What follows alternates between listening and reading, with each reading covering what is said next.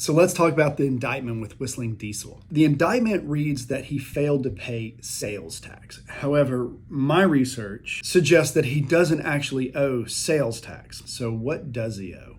It's very possible he owes use tax. When you bring an item into the state of Tennessee for the purposes of business, it is subject to use tax. It was an LLC. He brought that property into the state ostensibly for the use of his YouTube video.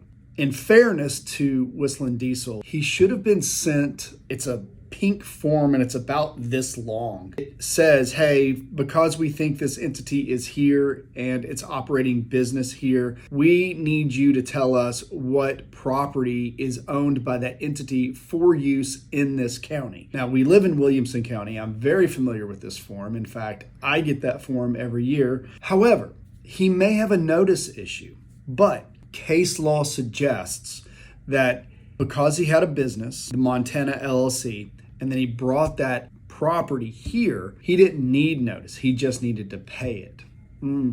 That's kind of a gray area. It suggests that, hey, he should have known. Maybe he got a form, maybe he didn't. But I think the reason he didn't get a form is because he never registered the entity in Tennessee as a foreign entity doing business here, which would allow him effectively to fly under the radar. Now, I don't think he did that on purpose. I don't think his mens rea was such that he wanted to defraud anybody. But if there's any angle to be taken, I think that would have to be the angle. I don't think it's a sales tax. I think it's a use tax. A lot of the comments just had me thinking about this last night, so I did some research today and was like, it doesn't seem right. The indictment might actually be flawed.